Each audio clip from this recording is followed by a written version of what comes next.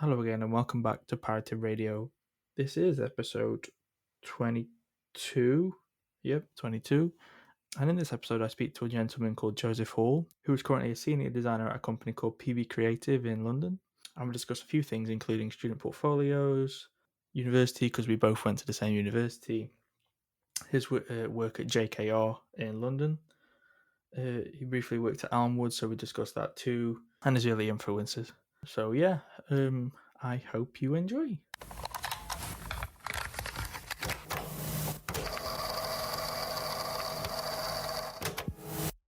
So, for the people listening that maybe don't know yourself, could you give them a bit of a rundown as to who you are and what you do? Sure. I'm Joe Hall. I'm a branding and packaging designer. Studied at Staffordshire University. From there, had a really nice handful of internships at some great agencies, sort of spanning the country, from Elmwood, Leeds to also their London studio, and then interned at Springett's, Johnson Banks. Might have been a couple of others, and then went to JKR. Really loved it there, and that was definitely what got me the most excited. So I was delighted when they offered me a job full time. So I worked there for 5.5 years. Then moved to so I guess I should go back to Staff's Uni because obviously that was a very pivotal part in my career and helping me decide what I wanted to do. And I already knew I wanted to do graphic design, but that really solidified it. And then obviously gave me the sort of realization that you can get a job here within the design industry. And then after a few years at JKR, I got this offer to work at a company called Brandon, who are based up near Manchester. So I already had this slight affiliation with the North from studying Stoke. So yeah, I ended up sort of working there, and whilst the pandemic was sort of still happening and everyone was still locked down, it was a really good opportunity for me to work for this company remotely. And then when things opened back up, I worked there on a sort of month. I was up there for a month, not for a month. I'd go up every other month or once a month, um, and stay there for a couple of days, and work in the office for a few days. So it's a really nice mix of working remotely, but also being able to go up and see the team. And then more recently, a couple of months ago, I moved back into a London agency in PB Creative. So that's where I am at the moment. So yeah, that's a nice rundown of everything. Let me jump back for a moment then. So, going back to even before staffs or anything like that, did you have interest from? Do you have an interest in the arts from an early age, or is it something you got interested in a little bit later on? Great question. I think uh, my mum was always very creative and probably got a lot from her. You know, we were always doing crafts as kids and painting, etc. But having thought about it, I think actually the part of graphic design that I really like is almost the sort of structured problem solving part, and that there is structure and rules to things. Like when I'm doing branding, that you have to set rules for that brand to take on. And I can remember as a kid, I would line up my cars in either height order or color order, and my brother was a very chaotic kid, and he'd be, bashing cars into each other. But mine were already really neatly laid out. I remember anything, not just cars, any of my toys, they would always be in color order or something. And I guess I was always painting, but yeah, always very neat as a child. So I wonder if that's actually sort of the part that from an early age was the graphic designy problem solving rules part that maybe influenced why I wanted to be a designer, I guess. Jumping sort of forward a bit when you were getting into kind of arts and things like that. Did you have any artists that you sort of went towards that you had a big interest in? Um, Not in particular. Obviously, I think once you get to college and uni, you start to pick up on who graphic designers are. But I think I was always interested in things looking nice, and being neat. So I liked nice looking things, and I'd have posters up on my walls, um, and bits of art. But well, I guess it wasn't really. I wasn't art. I wasn't particularly interested in. I guess even sort of interesting CD covers and things like that that I used to like. Jumping forward then, I guess, to your time at Staffs, obviously, as you mentioned, you're from down south, and at Staffs Uni, my uni is up north. What got you interested in moving up north to begin with? Yeah, so it wasn't necessarily, oh yeah, I want to go up north. I looked at loads of different unis, went to sort of campus visits, etc. And this was probably one of the further afield ones. I sort of had in my mind I wanted to be a couple of hours away from home. It's a nice amount, you're still close enough I could pop home, but far enough that the parents won't be knocking on my door every weekend. um, but I went to visit the campus and the uni and the design department, and it was exactly what I wanted from a uni. The campus was brilliant. Everything was there that you could want. It was kind of a bit what you have in mind of a university, I think, or what I certainly did with the campus and the accommodation on site, but also having the city nearby that you could pop into, but you could also quite easily get away with literally staying on campus for months on end. And then obviously the equipment there I found was really really good compared to pretty much every other university I visited. The equipment and the facilities at Staffs was really great. Um, Whether I knew at the time how much I'd be using them or not, but it's definitely sort of an appeal there to being able to be a bit more hands on rather than all digital. And I think particularly now, maybe it wouldn't matter so much because the world is just even more digital than it was 10 years ago when I started uni. But being able to, sandblast things, laser cut, the photography studio, that was what really interested me, I think. Is the more hands-on stuff something that you've carried on since your studies at all, or Not particularly. I think that's sort of the way of working in industry, but I think that's why I chose packaging was so that you can still there's still a physical product at the end of it that you get to hold. And it's shame the camera's on because behind me I have a few of my sort of things that I've designed in the past because otherwise it goes in a cupboard and gets all dusty. So I've sort of I should probably display it. So I've actually got it some of my favorite bits behind me. And that's what I love is being able to I've designed something and now I actually get to hold it rather than and a brilliant project of mine was the national lottery.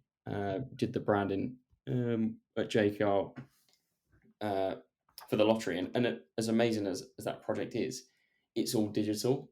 Apart from there's a couple of sort of retail touch points, but really it's the whole 95% of the things that we designed were for a digital space. And yeah, I can go on the app, but I think maybe it's sort of quite a simple thing is being able to show my nan that this is what I worked on, and she just wouldn't understand the app. She hasn't got a phone herself, so being able to sort of take a bottle to her and be like, "Oh, I designed this," she gets it, and I think that's sort of the physical aspect I get, not necessarily hands on in creating things. I'm not got the paints out or being able to sort of really use my hands in a creative way physically, but I think the physical thing for me is the end product, the piece of packaging. on your accolade section of your LinkedIn, it mentions that when you were at uni, you received a most improved award. So would you say that you benefited quite a lot from being at university and studying? Absolutely, yeah, yeah. I really thrived there, not just from a course point of view. I think from just life as Mm, well, and just growing up. But yeah, not the course did not just teach me graphic design. I think I learned a lot there of life skills, but sort of more focused in design rather than just technical skills. I really bounced off of the people around me.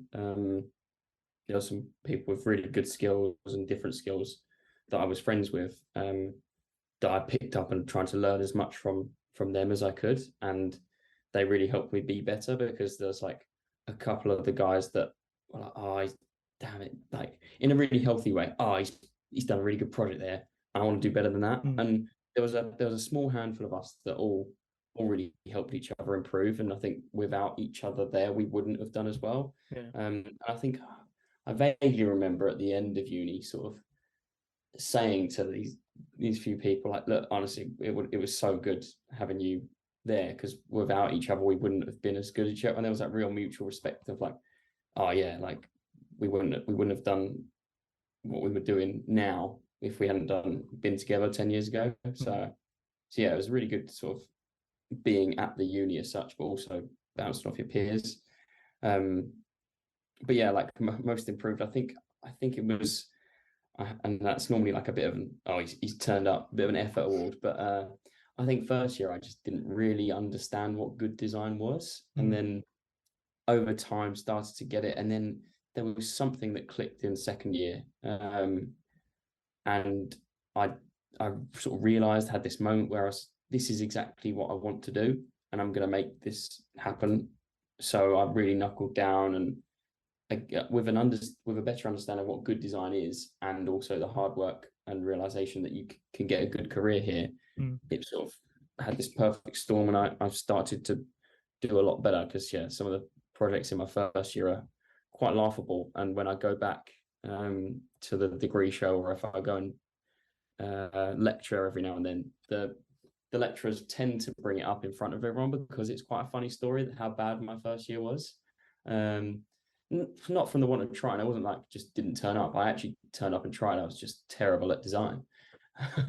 um, but then sort of knuckled down, and it was just hard work that made me progress a lot, and I guess got the most improved award.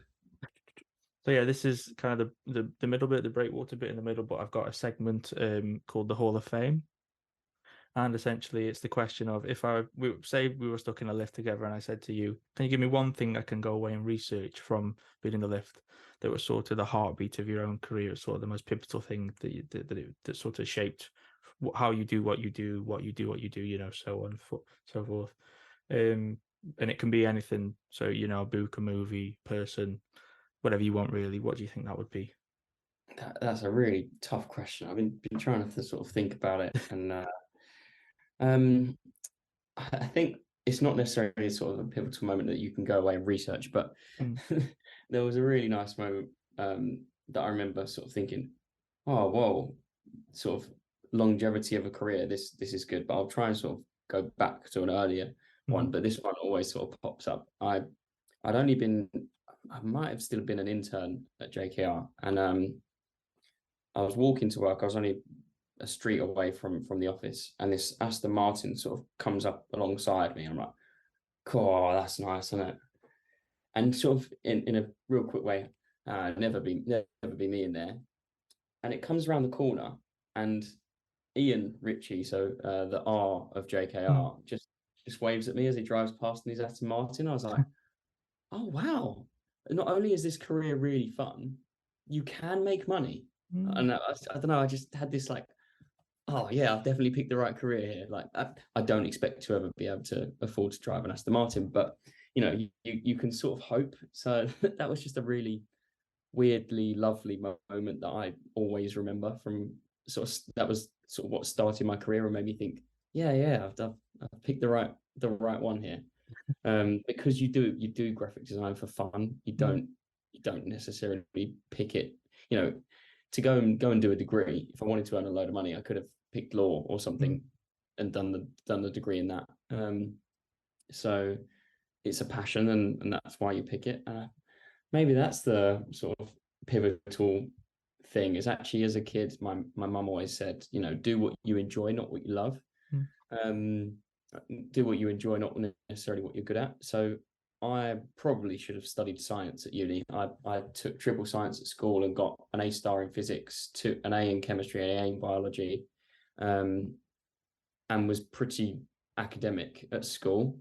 And I think I got a C in GCSE graphic design. So not necessarily my strongest subject, but my mum always said, do what you love doing. So I was like, yeah, I really enjoy graphic design. At GCSE, it's not really graphic design yet. It's sort of, I don't even know what it was or what it taught me, but I know I enjoyed it. So I decided to pursue that, and ended up doing a BTEC in graphic design at college, because again I knew I could have maybe done A levels and studied design, business, maybe a science, but deep down, I already knew I wanted to only do design. So why Mm. take 3 or 4 subjects and split my time when I could have just done it was only 2.5, 3 days a week, I think, at college, the national diploma. But it was doing what I loved doing and following a passion. So I guess that's probably my one moment or the one big piece of advice that sort of inspired my career was doing something you enjoy doing. So yeah, jumping back to your career after graduation, as you mentioned, you got into a couple of really heavyweight agencies in Almwood and Johnson Banks. Would you have any advice for students that have maybe just graduated and are looking to get into agencies for internships? Yeah, I mean, once you've got one on your list, it tends to come a lot easier. Yeah. I don't know whether it's sort of agencies trusting other agencies' opinion and be like, well, if they've been there, they must be pretty good. Or it's like maybe it's like a slightly jealousy thing where, oh, they've been there, we better get them in case they end up getting a job there. But that seems to be the way it works. So just getting that first one is really important. My approach was the way I got my one at JKR was I just sent them an email. I looked through the companies that have won the most design awards or some sort of awards board thing. If they're winning awards, they must be pretty good. Mm. It's not necessarily the way because there are a lot of things you have to go through to enter awards. Mm. But in general, yeah, if you've won design awards, it should be pretty good. So I went through the list and JKR came up. I was look through their website because I hadn't actually heard of them at the time, despite sort of being one of the best agencies in the world, particularly in packaging, which I was interested in. And I one of their projects had this sort of stacking.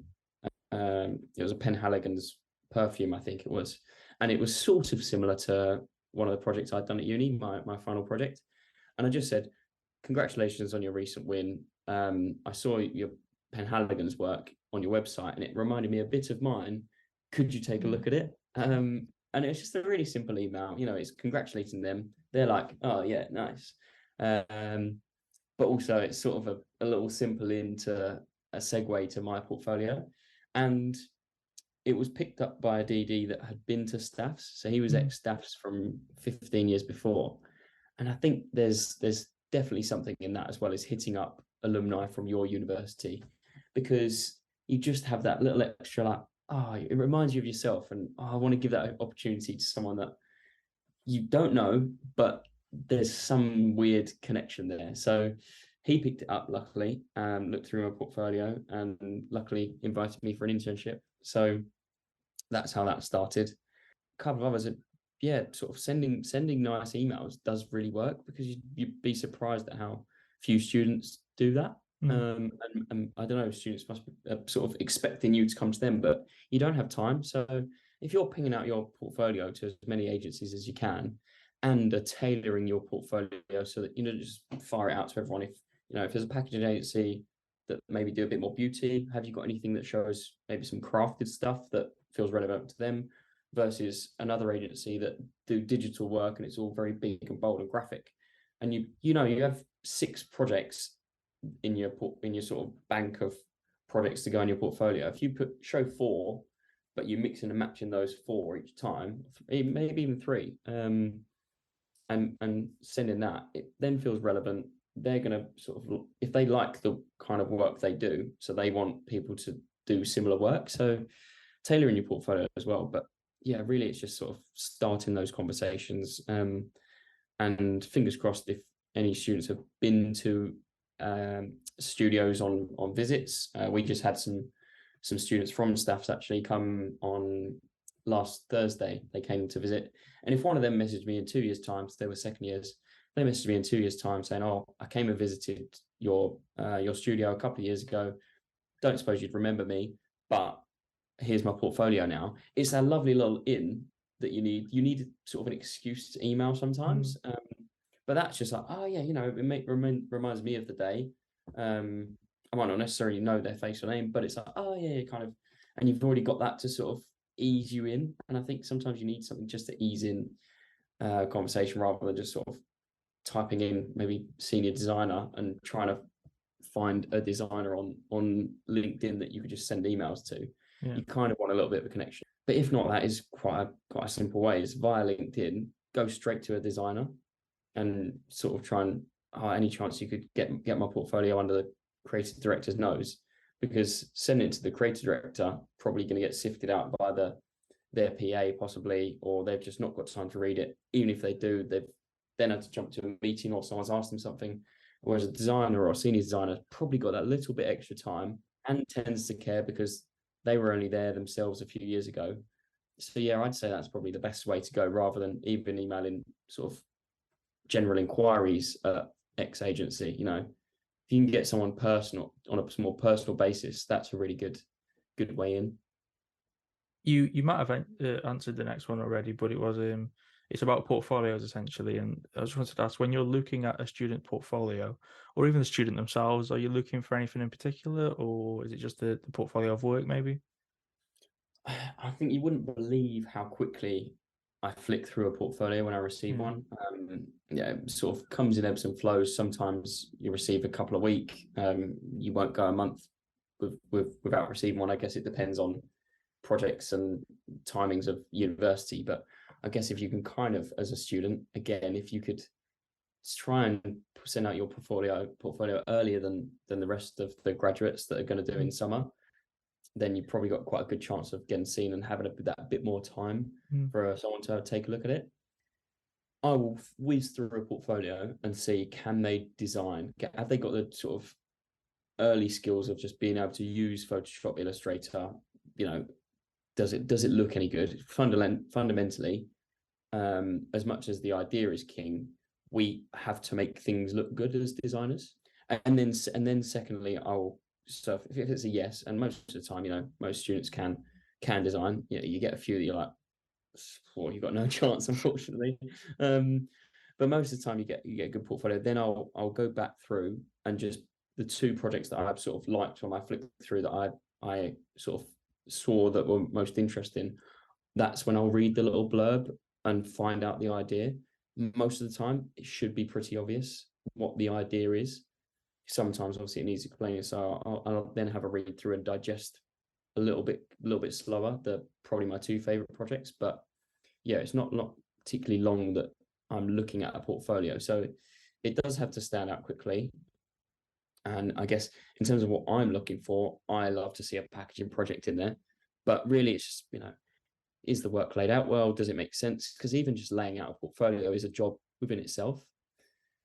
There's a few sort of key mistakes where there's too much copy, or sort of you haven't fleshed out the project enough, and it doesn't take long for once you've designed your brand system and you've sort of created your brand for whatever it is, to then put it on, design 6 Instagram squares and mock that up somehow. Maybe it's shown on a phone with some behind, or you show a swipe through, or you show 3 phones next to each other, but it just sort of starts to breathe life. So you've already got sort of one touch point there is Instagram. Put it on a couple of posters. Is there something a bit more relevant to your brand that feels like a really good touch point? So I don't know, you're doing a golf brand. Can you show it in sort of a relevant Mm. uh, space? Would it be on the of a caddy? Would you brand up a golf caddy, or some golf tees with the branding on it? Just so it's like, oh, you've actually considered, instead of putting it on a tote bag, put it on a poster, put it on social media. You need to do a couple of those to show it off, because that's how most brands work, is in those spaces. But if you can get some more relevant touch points, that's a really nice thing that just shows you've just done that extra bit of thinking. So that's definitely something I look for as well. Just fleshing out a project nicely, so there's a really nice story to be told. So yeah, they're probably sort of my few things that I do tend to look for. Jumping backwards a bit, obviously you did mention JKR and your time there. You obviously worked there for half a decade. Do you have any significant memories from working there? Things that jump out to your mind when I say that? I had a brilliant time there. Like everywhere I've worked so far, I've really enjoyed it. Mhm. And I've been really lucky in the places that I've ended up at. So I had a brilliant experience there. That was definitely where I learnt my trade. Mhm. I'm sort of understanding how to tell a brand story, how you execute at a really high level, how you think. The most important thing was I learned how to think and come up with good ideas there. And that was, we tended to have that little bit more time probably than I'd say most agencies, probably because they charge more. Therefore, you've actually got that time to do the thinking. Whereas, you can go to some agencies and you've got to whack something out within a day and you've not really got time to think about it. You've just got to do. We had time to step back and think. Obviously, it was always quick. It always felt quick, but being able to think and really think and then understand why you do the things you do for the reason, and everything had a reason, because then it makes design is subjective. But if you can make everything objective by, we've done this because of this, we've done this because of this, we chose this color because of this typeface relates back to your early brand, or it feels relevant because of this, the client then really can't argue whether they like red or blue, because you've chose red because of this exact reason. And then it's very much problem solving then. So I definitely learned sort of everything I felt I really needed to, well, not everything I needed to know, but everything I needed to know to put me in a really good space to move on. Other fond memories, we just had a lot of fun. I think Sean, the creative director there, always was coming up and saying, just make sure you have fun. And at the time, you're sort of stressing out, want to do the best work you can do because you really want to impress. And there was a really great ethos there of everyone trying to be better than each other. Not on, again, sort of similar to uni. You weren't trying to be better than everyone just to be better than them. It was like a collective. Wow, we can all be so damn good together. Mhm. So there was a really nice collective, uh, yeah, making each other better, being better at design and wanting to be better. So you worked hard, but Sean was always coming along saying, enjoy yourself, enjoy it. So I think it did take some of that on, and try to really embrace it and enjoy it there, and it became work became life there actually. Especially when you join as a junior. There's a few other juniors that join at the same time. There's junior account managers that join at the same time. There's a couple of other sort of people of similar age that have also joined that summer. So straight away, you've got 10, 15 people that are within a year or two of you. And then there's only another year or two older than that. And there's another band of sort of 20 people. So there's a really nice young culture there. So the culture was awesome. That was sort of very close second to the quality of work that you got to do there, was the culture. So that, yeah, again, fond memories of nights out at the pub and Christmas parties and summer party. We went to Portugal for a few days, and there was 120 of us or so there, all gone to a hotel in Portugal. And yeah, you just don't get to do a holiday with that many people in normal circumstances. So for them to have facilitated that was incredible. And I've made some friends for life. One of the guys I met at JKR is one of my groomsmen. Getting married next year, so they also facilitated friendships as well as careers. So yeah, I got very fond memories of my half a decade, as you put it. Yeah, that Mm. makes it sound rather long, actually. There. You mentioned obviously the I forgot the name what you said now. I think it was the atmosphere, and the atmosphere in agencies and sort of the Culture. yeah, the culture in agencies. Sorry. Do you think that's something that's quite important in design agencies, the culture? I mean, for me personally, yeah. Even when I worked remotely at Brandon, I very much felt part of the culture and the team. Some people don't like being part of the whole team, and there's people that go freelance maybe for that reason, so that they can work sort of more on their own. But I found you bounce off people, you have a lot more fun as well when you sort of like the people that you work with and you get involved with them. But yeah, once you sort of like the people you work with and they like you, you tend to help each other a bit more as Mm, well. So not just on a sort of a fun level, it's actually tends to, and I would argue that it helps your career, is being a nice person that people get on with, because they want to help you out in some way they can. Or I know Joe was working on X project. Oh, I saw something at the weekend that might be useful for you.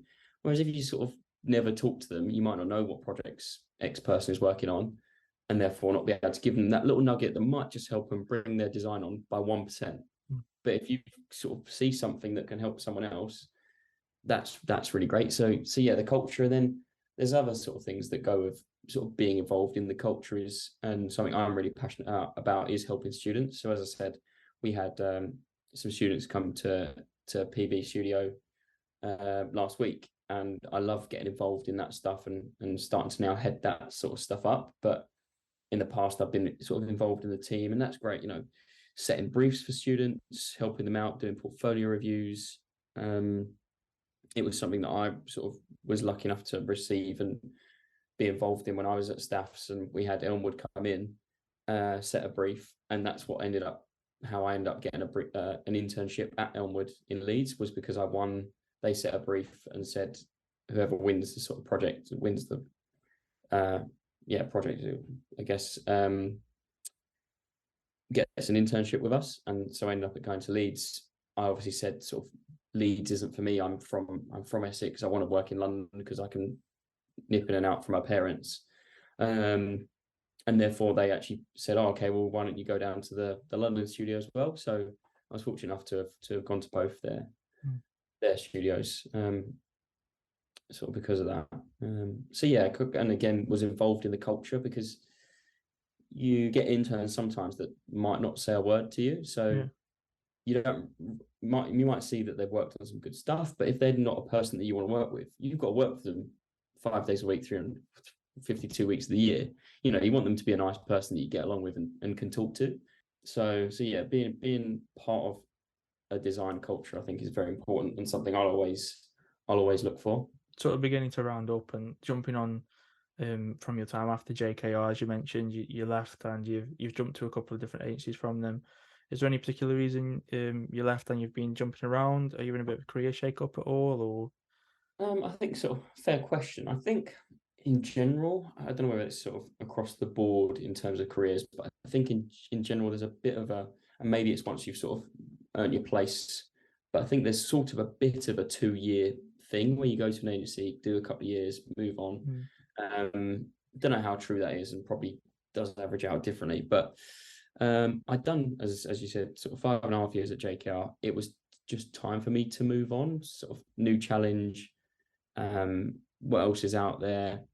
Sometimes you just come to the end of your sort of natural time to go. And when I left, it was in really good sort of spirits, and I still meet up with them occasionally. If someone else is leaving, there's leaving drinks, I'll go along and meet up with loads of them that are still all there. And there's never any sort of bad blood or anything for leaving. It was, everyone understood it was my time sort of to move on. So yeah, I went to Brandon and obviously worked remotely from there.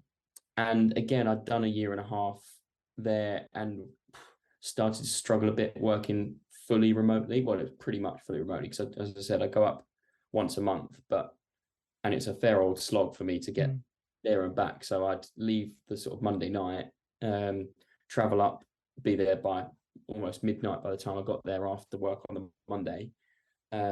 Work in the office Tuesday, Wednesday, Thursday normally, and then I'd drive home Thursday, and again wouldn't get home till midnight on Thursday night after work. So, and then by Friday I'm exhausted. I just sort of want to be at home because I haven't been at home. So it would, although it's only 3 days in the office up there, it would sort of kill my whole week, and it just started to get a bit much. And I also think career wise, I had another really big learning curve there, because it's a smaller team. You get to be a slightly bigger fish in a smaller pond. I then got to take on a lot more, and sort of went very quickly from a senior to doing a lot of design directing.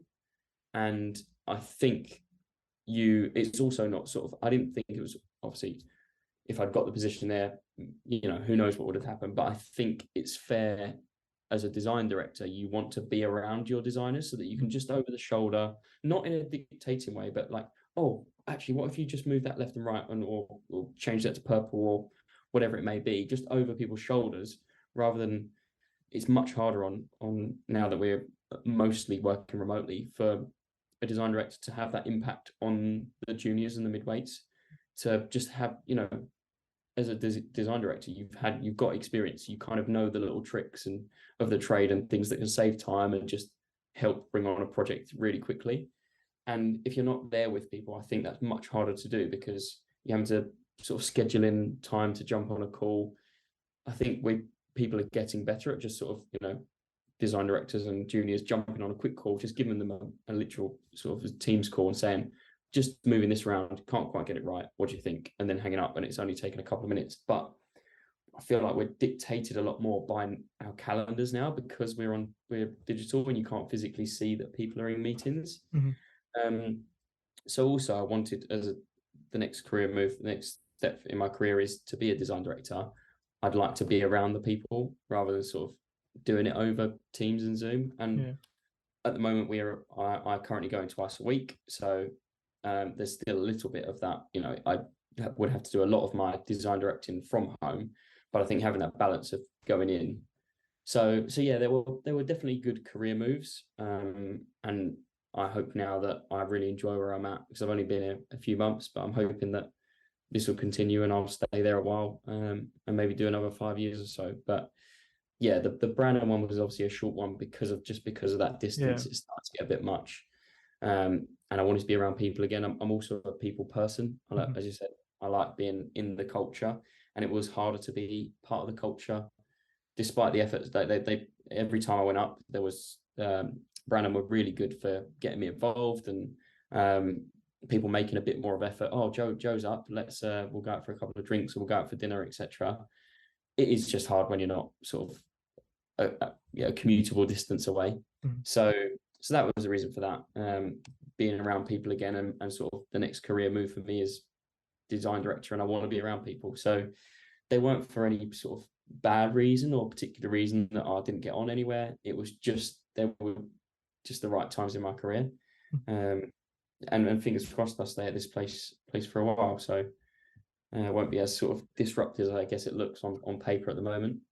No, that's fine. Yeah, I think I think I personally enjoy doing a lot of remote stuff, but I think as you said, it is a lot more. You lose a lot of the kind of the in person stuff. The generating ideas really quickly, just kind of going looking over someone's shoulder and going blah blah blah that sort of thing. I think Yeah, as a junior, it's really, really important to be in the studio. yeah, I sort of don't remembering back to the way I'd sit over, sort of next to my senior, and be over his shoulder looking what he's doing all the time, and asking him constant questions. I must have been so annoying because I'm sure I was just asking him questions the whole time. But I learned so much off of just watching him, and watching the other seniors that were sort of sat behind me, watching what they're doing, how they do things technically, but then also how they think and listening to the way they present their work as mm, well. Whereas obviously if you're on teams now, you don't get to listen to other designers talk about their work. So that's another. Yeah, I feel like it's a real struggle for the industry and how it's going to work. And how we can keep juniors and new designers to that same level and teaching them constantly when you are working from home. So I think that's why it's quite nice to have a balance of going into the office a good 2 or 3 days a week, and especially for juniors. So I'd encourage them to be in, if possible, 5 days a week because you're just going to learn. mm, You're going to learn so much more. I think as a senior, you've kind of you've learned a lot of, and then you know how to bounce off of the design director at that level. But as a junior, you sort of don't really know what what's going on at times. Like I'm sort of thinking back now, so you didn't even know that you had to go to meetings. So the first week when you're interning or whatever, you're like, oh, I was supposed to have been there. I didn't even know you had to like keep track of your calendar, which is sort of stuff you pick up when you're in the studio. So yeah, that's quite important. Sort of could talk for ages actually on the impact of working from home and how that's going to affect the industry. But yeah, that's maybe for another time. yeah. So beginning to kind of round off, I asked everyone kind of the similar question at the end, but it's kind of if you go back in time to when you first got started doing everything and give yourself one piece of advice, what do you think that would be? One piece of advice. Bearing in mind this Zoom apparently has 5 minutes left. Sure, yeah, yeah. I know it's I a think it massive would question, be, by the way. yeah, it is, it is. I think it would be, as long as I sort of still worked as hard as I had done, it would be to really, really enjoy it. And I think that's probably why Sean used to say at JKR, it's like just enjoy it because Mm, you get 5 years down the line, you're like, oh yeah, I worked really hard and it was good. But having fun doing design is you realize, we're not saving lives. So yeah, enjoy what what you're doing. Enjoy being able to create and having this cool job that to me isn't, it's not a job. I'm just getting paid to do what I love doing. Obviously, there's some days where maybe you're doing a back of pack and you've got to find type that fits in the space and it's really frustrating, or there's client amends that are annoying. But when you think about it, it's a pretty sweet gig, to be honest, being a designer. So yeah, I'd just say enjoy it because it's good fun. And sometimes you get wrapped up in the stresses of client comments or having to present something, but at the end of the day, it doesn't matter. It's not going to kill anyone, So yeah. That's class. And then super lastly, have you got anywhere where people can find yourself online at all? Yeah, LinkedIn I'd say is probably the best way to get in contact with me on a professional basis. So I think I'm Joseph Hall on there. I've gone professional. And then I have an Instagram, Joe Hall Design, I think it is. Should find me there. Yeah, Joe Hall Design. So two places to find me, I guess. All good then. All good. Let me just bang stop recording. Hello. Thank you for listening. Hope you enjoyed. I think there was a million different things you can get from that. If you're a student or a recent graduate, there's a lot of stuff you can pick out from that. And yeah, if you want to follow myself online, as ever, I'm Pirated Material. Website is piratedmaterial.co.uk. Yeah, and I shall speak at you next time. Bye bye.